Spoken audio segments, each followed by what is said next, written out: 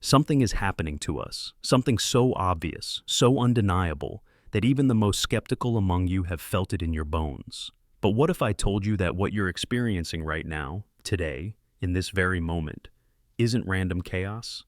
What if every bizarre headline, every inexplicable trend, every disturbing statistic is part of a pattern that's been unfolding for longer than you think? Before we begin, I need you to do something. Look around you.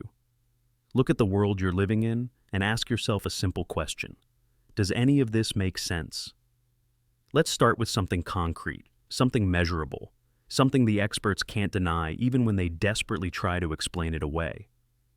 In 1973, the average sperm count in Western males was 99 million per milliliter. That's the baseline. That's normal. But here's where it gets interesting. By 2011, that number had dropped to 47 million, cut in half, and the decline hasn't stopped. Recent studies show we're now looking at counts below 40 million in many populations. At this rate, and this is not hyperbole, this is mathematics, we're looking at widespread male infertility within the next 2 to 3 decades. The experts call it a mystery. Environmental factors, they say. Stress, lifestyle choices. But here's what they don't tell you. The rate of decline is accelerating. It's not a gradual slope. It's a curve that's getting steeper. And it's global. But that's just one data point. Let's add another. Microplastics. They're in your blood right now. Don't believe me? A study from 2022 found microplastics in the blood of 80% of people tested. These aren't people living near factories or waste sites. These are random participants from across the world. The plastic is in you, in your organs, in your brain. And here's the terrifying part. We have absolutely no idea what the long-term effects are because this is the experiment. You are the experiment. One more. Just one more before we pull back the curtain. The average person now spends 7 hours a day looking at screens. 7 hours. That's not work. That's total screen time, including phones. For young adults, it's closer to 10 hours. Think about that. 2/3 of your waking life staring at a glowing rectangle, feeding an endless stream of content into your brain. Content designed, and this is documented, designed to trigger dopamine responses identical to gambling addiction. Now, here's where it gets strange. These 3 things, fertility collapse, environmental poisoning, and digital addiction, they're happening simultaneously. They're accelerating at the same rate, and they all have the same effect. They make it harder for humans to reproduce, to think clearly, to form families, to continue the species. Coincidence? Maybe. But what if I told you I could show you the exact moment this pattern began? What if I could trace it back, step by step, through a series of events that are so precisely timed, so methodically executed, that the word coincidence becomes impossible to use with a straight face? Stay with me, because what I'm about to show you will reframe everything you thought you knew about the world you're living in. The phenomenon we're experiencing right now, this mass culling through soft poisons and digital sedation, has a name in certain circles. Those who've studied the pattern call it the 4th chapter. But to understand the 4th chapter, we need to understand what came before it. And to do that, we have to work backwards through time, following the breadcrumbs that lead us to an uncomfortable truth. Let's start with what's undeniable. Right now, today, you can walk into any supermarket and you'll be faced with a choice. On one shelf, you'll find real food, organic vegetables, grass-fed meat, whole grains. It's there, it's available, but it's expensive, prohibitively expensive for most families. On the opposite shelf, you'll find the other option, brightly colored packages, affordable, convenient, food engineered in laboratories to have a shelf life longer than most pets. This food is laced with seed oils that didn't exist a century ago, high fructose corn syrup that's chemically designed to bypass your satiation response, preservatives that your great-grandmother wouldn't recognize as edible. Now, here's the question nobody's asking. If we have the technology to produce real food, if we have the agricultural knowledge to feed the entire planet with nutritious meals, why are the supermarkets filled with poison? And why is the poison cheaper than the food? The standard answer is capitalism, market forces, supply and demand. But that answer falls apart under the slightest scrutiny because producing synthetic garbage is actually more expensive than growing real food. It requires chemical plants, processing facilities, research and development, marketing campaigns to convince you that breakfast cereal with 40 ingredients is somehow normal. Someone is spending a fortune to make sure you eat poison, and they're spending another fortune to make sure the poison is more accessible than nutrition. This isn't market forces. This is intention. But the food is just one vector. Let's talk about what's being done to your mind. You've probably noticed that education isn't what it used to be. I'm not talking about the nostalgia-soaked complaints of older generations. I'm talking about measurable, documented collapse. Reading comprehension scores have been in free fall for 2 decades. Mathematical literacy is cratering. But here's what's strange. At the same time education is being gutted, we're told that more people than ever are going to college. More degrees are being handed out. More credentials are being earned. How can both things be true? How can we have more education and less knowledge? The answer is simple. The education system has been repurposed. It's no longer designed to teach you how to think. It's designed to teach you what to think. More accurately, it's designed to teach you not to think at all, to accept credentials as proof of intelligence, to memorize talking points instead of engaging in analysis, to defer to authority rather than question it. Walk into any university today and count how many courses teach you practical skills versus how many teach you ideology. Count how many professors encourage debate versus how many enforce conformity. The ratio will shock you. But again, we have to ask, why? If the technology exists to create the best educated population in human history, if we have access to the sum total of human knowledge at our fingertips, why are we being systematically dumbed down? Because an educated population asks questions, and the current phase of the plan cannot survive questions. Let's add another piece to the puzzle, something that should disturb you far more than it probably does. When was the last time you saw a pregnant woman? Not on television, not in a movie, in real life. When was the last time you were in a public space and saw a visibly pregnant woman? Think about it. Really think about it. The birth rate in virtually every developed nation is below replacement level. South Korea is at 0.72 children per woman. That's not a typo. Less than 1 child per woman. Japan, Italy, Spain, all circling the drain. The United States is only staying afloat because of immigration, but even that's starting to shift as birth rates decline globally. This is extinction-level demographic collapse. And it's not because people can't afford children, though that's the excuse you'll hear. Humans have raised children through famines, wars, and plagues. Our ancestors had children in conditions that would be considered unlivable today.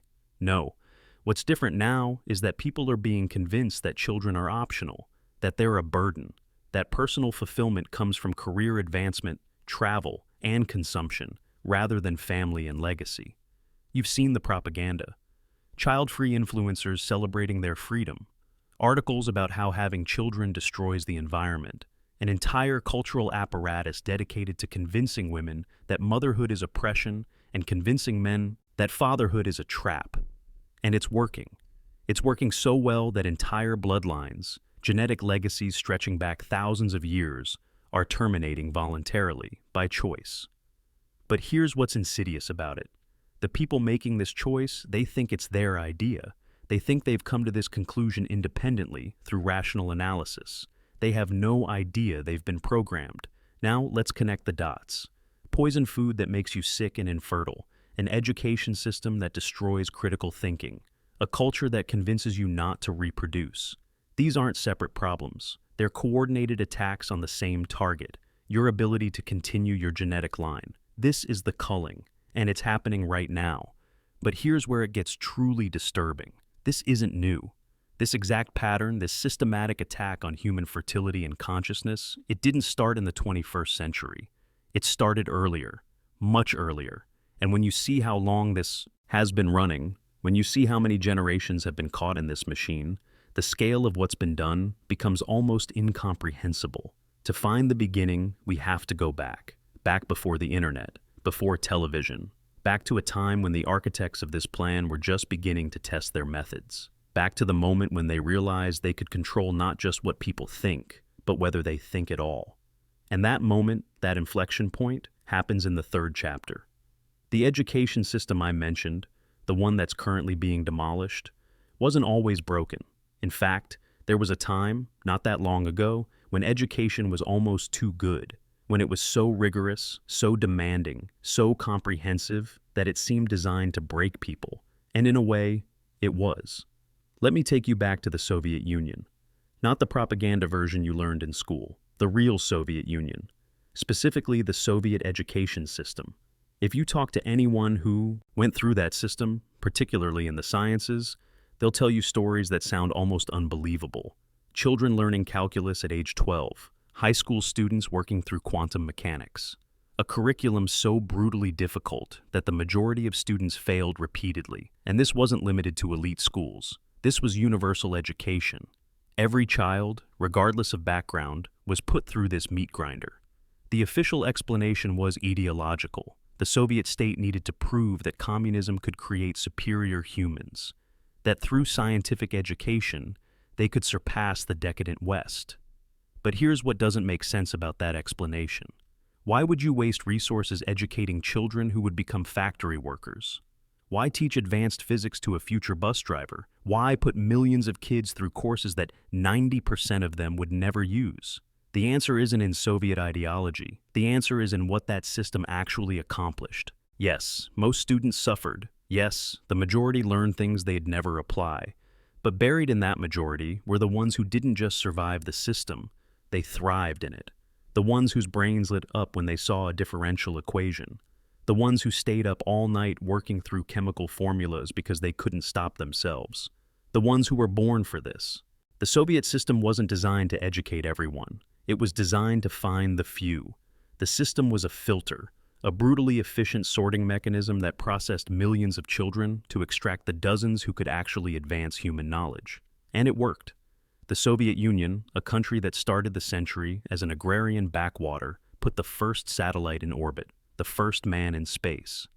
They built nuclear reactors, particle accelerators, and computing systems that rivaled anything the West produced, all within a single generation. How? By running the entire population through an educational gauntlet that destroyed most of them, but identified the genetic lottery winners who could think at levels most humans can't access. But it wasn't just the Soviets. The exact same system appeared in Germany before the war, in America during the Cold War, in Japan during its economic miracle. Different ideologies, different languages, but the identical template: universal, free, brutally difficult education that most students couldn't handle. This is the third chapter, the sorting. And here's what you need to understand. The architects of this system, whoever they were, they knew exactly what they were doing. They knew that human potential is distributed unevenly. They knew that genius is rare. And they knew that if you want to find genius, you can't just ask for volunteers. You have to test everyone. Think of it like panning for gold. You have to process tons of worthless sediment to find a single flake. The education system was the pan. Humanity was the sediment. And the geniuses, they were the gold. Now, this raises an uncomfortable question. If the system was designed to find the best minds, and if it worked, where are those minds now? What happened to all those geniuses that were cultivated in the 20th century? They built the world you're living in. Every piece of technology you use, every convenience you take for granted, it came from them. The internet, antibiotics, transistors, nuclear power, all of it emerged from those specialized minds that were identified and cultivated through the sorting system. But here's where the timeline gets interesting. The sorting chapter didn't last. By the 1990s, you start seeing a shift. Educational standards begin to drop, curricula get easier, advanced courses become optional, universities shift from training grounds for excellence to credentialing factories. Why? Why would you dismantle a system that worked so well? The answer is simple, and it's the same answer that explains the culling happening right now. The job was finished. By the end of the 20th century, enough geniuses had been identified, enough knowledge had been extracted, the technological foundation had been built. Further advancement became unnecessary. In fact, it became dangerous. Because the more educated people you have, the harder they are to control. An educated population questions authority. They analyze propaganda. They think critically about the systems governing their lives. The architects didn't need more geniuses. They needed obedient consumers. So, The sorting system was quietly retired, replaced by the dumbed-down education apparatus we have today. But to truly understand why they needed sorting in the first place, we have to go back further. Because before you can sort people, you need to give them something to be sorted by. You need to install a baseline understanding of reality. You need to program the operating system. That brings us to the second chapter. And this is where things start to get really strange. Imagine you're tasked with an impossible job. You need to take millions of people, scattered across the globe, speaking different languages, living in different cultures, and you need to get them all to believe the same things. Not similar things, the exact same things. You need them to agree on the shape of the planet, the structure of government, the nature of history, the limits of what's possible. You need to create a shared reality so complete, so totalizing, that questioning it becomes unthinkable. How would you do it? In the modern era, it's easy. You have television, the internet, mass media that can reach billions simultaneously. But what if you didn't have any of that? What if you lived in the late 1800s, when communication was still limited to newspapers and word of mouth? You'd need something big, something spectacular, something that could draw millions of people to a single location and imprint them with identical information. You'd need the World's Fairs.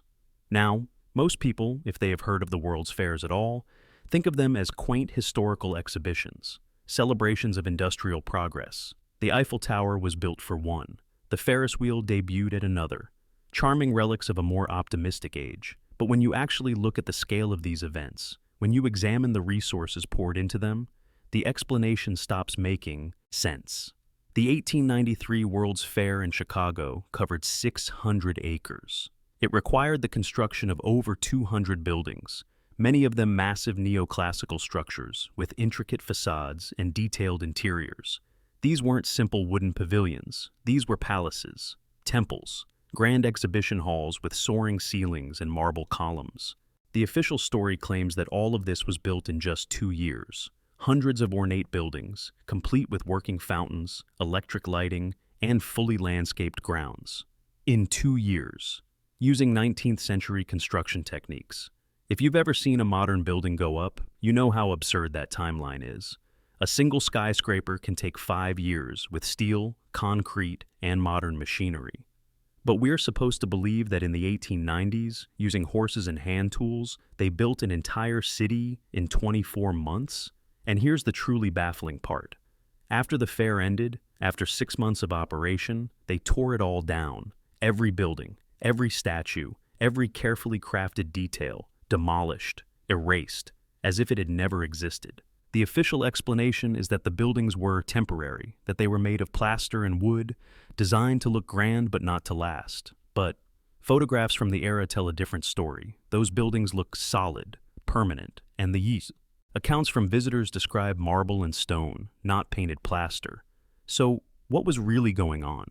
Let's think about this functionally. Millions of people attended these fairs. In Chicago alone, over 27 million visitors passed through the gates. These people came from all over the world. They walked through these grand halls. They saw exhibits from dozens of countries, each one presenting their culture, their technology, their place in the world order. When they left, what did they take with them? A unified vision of reality. They saw the globe, a massive sphere demonstrating that the Earth is round. They saw maps showing the same borders, the same nations, the same political divisions. They saw technological exhibits proving what machines could and couldn't do. They saw anthropological displays showing different races and cultures, all neatly categorized and explained. The World's Fairs were programming. They were mass installations of a shared worldview. Before the fairs, people's understanding of the world was local, fragmented, based on personal experience and hearsay. After the fairs, everyone had seen the same thing. Everyone believed the same narrative. This is the second chapter, Cognition. And it didn't stop with the fairs. Once the baseline was installed, it needed to be maintained. That's where cinema came in. The first true films appeared right around the time the World's Fairs were winding down. And from the very beginning, film was understood not as art, but as a tool. Lenin himself said it. Of all the arts, cinema is the most important. And he was right. because cinema could reach millions simultaneously and show them the same images, the same stories, the same version of reality. For the first half of the 20th century, if you wanted to know what the world looked like, you went to the cinema. Newsreels showed you the war. Feature films showed you how people in other countries lived, how they dressed, how they spoke. Documentaries explained science, history, and nature. And all of it came from a handful of studios, all presenting the same sanitized, controlled narrative. By 1950, the Cognition chapter was complete. Humanity had been standardized. Everyone knew their place in the world. Everyone accepted the same basic facts. The operating system was installed. But here's what's truly disturbing. If you needed to program an entire species, if you needed to create a blank population ready to receive information, you'd need to start with people who had no prior framework, no existing beliefs to contradict your narrative, no cultural memory to conflict with your story. You'd need orphans, millions of them. And in the 19th century, that's exactly what appeared. We're going back now to the origin point, to the moment when the modern world actually began. And I need you to prepare yourself, because what I'm about to show you contradicts everything you think you know about human history. The 1800s are remembered as the century of industrial revolution. Steam engines, factories, railroads, a time of growth and expansion. But there's another side to that century that historians rarely discuss. A side that, when you examine it closely, makes absolutely no sense within the official narrative. The 19th century was the century of orphans. Starting around 1850 and continuing through the early 1900s, orphanages began appearing everywhere, not just a few scattered institutions, but thousands of them, across Europe, America, Russia, even in colonies and territories that barely had infrastructure. These weren't small operations. Individual orphanages housed thousands of children. The Foundling Hospital in London alone took in over 4,000 infants per year at its peak. The official explanation for this phenomenon is Industrial Revolution displacement. Urbanization caused family breakdown. Disease and poverty created orphans. Sounds reasonable, right? Except the numbers don't work. Even accounting for industrial accidents, disease, and urban poverty, there's no historical precedent for this many children losing both parents simultaneously. Plagues create orphans, but they also kill children. Wars create orphans, but wars were localized in this period. There was no global catastrophe that could explain millions of children appearing without parents across multiple continents at the same time. And there's another problem with the official story. These children, where did they come from? If you look at the records, and many orphanages kept meticulous records, the origins of the children are vague at best, found on doorsteps, discovered in fields, delivered by unknown persons, no names, no family history, nothing. It's as if they appeared out of nowhere. Now, I showed you earlier how the Cognition chapter worked, how the World's Fairs and cinema installed a unified world view. But installing software requires hardware. You can't program a mind that's already full of contradicting information. You need blank slates. What if the orphans were the blank slates? Think about it functionally. If you're trying to build a new civilization, you have two options. You can try to reprogram existing adults, people with established beliefs, cultural traditions, and generational memory. That's hard, expensive, likely to fail. Or you can start fresh. You can take children, raise them in controlled institutions, teach them exactly what you want them to know, and nothing more. You can create a generation with no connection to the past, no grandparents telling them how things used to be, no cultural inheritance to preserve. The orphanages weren't rescue operations, they were incubators. And here's where it gets really dark. Remember those postcards mentioned from the early 1900s? The ones showing babies for sale, babies in cabbage patches with price tags? Those weren't jokes. Those weren't whimsical art. There's a whole genre of these cards, thousands of them, printed in multiple languages, distributed internationally, and they all show the same thing: children as commodities, infants with labels describing their qualities, toddlers in baskets marked "for sale," stork delivery services with pricing information. The standard historical interpretation is that these were humorous postcards reflecting the Victorian-era quaintness about where babies come from. But that explanation falls apart when you read the actual text on these cards. They're not coy, they're transactional. I will be good. I won't cry. I am obedient. These are sales pitches. Now, combine this with another phenomenon from the same period, the orphan trains in America. From 1854 to 1929, over 200,000 children were transported from East Coast cities to the Midwest and West. The official story is that this was a charitable operation to find these orphans new families on farms and in small towns. But here's what actually happened. These children were loaded onto trains, transported hundreds or thousands of miles, and then displayed at train stations where locals could inspect them and choose which ones they wanted. The children were literally lined up on platforms while prospective families examined them like livestock. If they were deemed suitable, they went home with their new family. If not, they got back on the train and moved to the next town. This continued until all the children were placed. Does that sound like charity, or does it sound like distribution? The orphan crisis, the orphan trains, the sale postcards, the massive global orphanage system, all of this happened in the same narrow window of time, the late 1800s to early 1900s. The exact same period when the World's Fairs were programming mass consciousness and the education system was being standardized. This wasn't coincidence. This was phase one, the creation chapter. But creation of what? Where did these millions of orphans actually come from? And more importantly, why did they all appear at once? To answer that, we need to address the most controversial piece of this entire puzzle. We need to talk about what happened before the orphans. We need to talk about the reset. Here's a question that should bother you.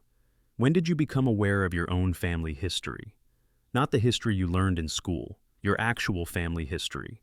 How far back can you trace your lineage with certainty? For most people, the answer is 3 generations, maybe 4 if you're lucky. You might know your grandparents' names and stories. You might have heard a few things about your great-grandparents, but beyond that, nothing. It's a wall. The trail goes cold. This is strange when you think about it. Genealogy was incredibly important in most cultures. Families kept Bibles with birth records. Communities maintained written histories. Land ownership required proof of inheritance. There should be extensive records going back centuries. But for the average person, there aren't. The records vanish somewhere in the mid-1800s. It's as if everyone's ancestry hits a hard stop at the same point in history. The official explanation is that records were poorly kept, that fires destroyed archives, that wars and migrations disrupted documentation. And sure, that accounts for some gaps. But all of it, everywhere, at the same time? Let's add another data point. Demographics. I'm going to show you a simple mathematical exercise that breaks the entire official timeline. We know population growth rates. We have solid data for the last 200 years. Population growth follows predictable patterns. You can model it, you can run it backwards. So let's do that. Let's take the current global population and work backwards using documented growth rates. Today, 8 billion people. Go back to 1950, 2.5 billion. Back to 1900, 1.6 billion. Back to 1850, 1.2 billion. This all tracks with official numbers. No problems yet, but keep going. Back to 1800. According to official history, around 1 billion people. But here's where the math breaks. If you continue the regression using the same growth rates, you don't get the populations that official history claims.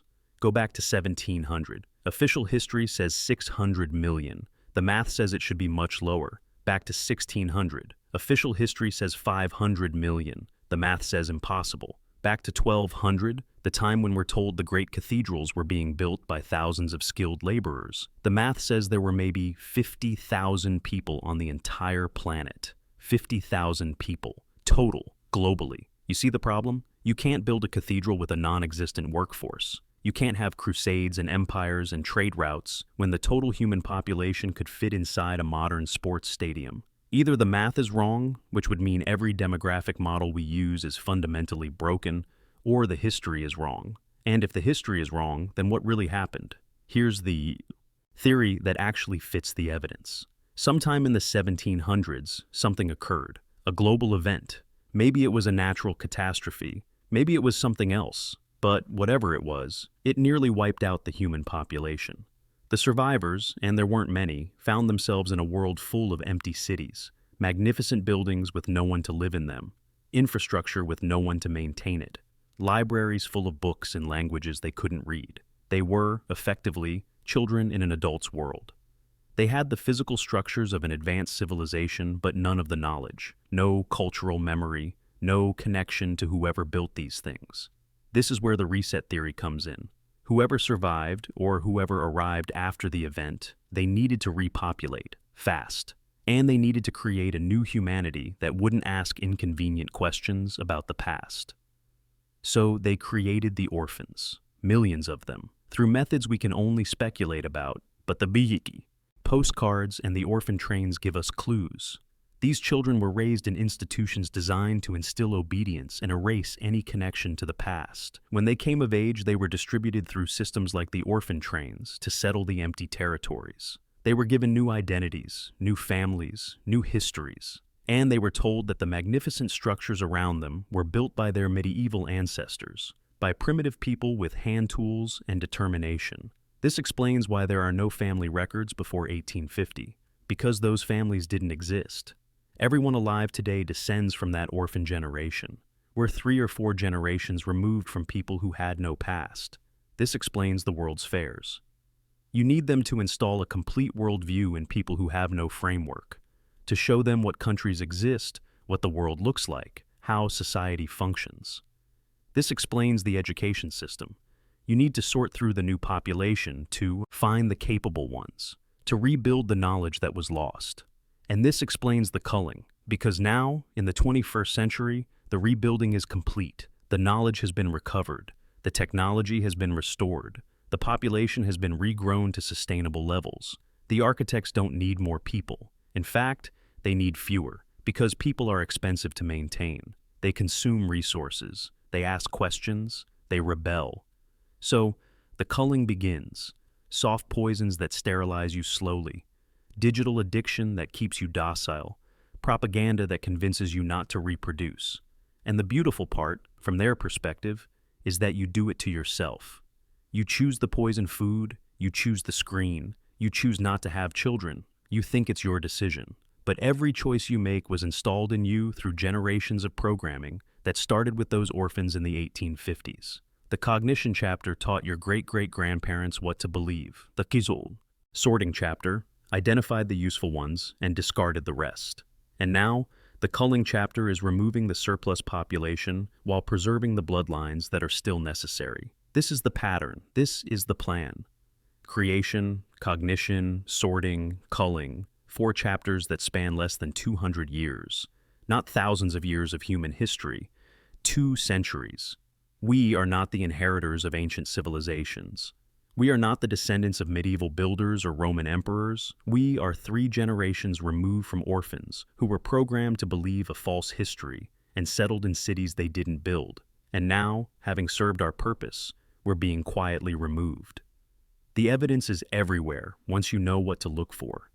The buried first floors of buildings in cities across America, the impossible construction timelines of World's Fair architecture, the sudden appearance of millions of orphans with no documented parents, the demographic math that doesn't work, the family, records that vanish at the same point in history, and most damning of all, the current culling that's happening right in front of you, the fertility collapse, the poison food, the digital sedation, the anti-family propaganda.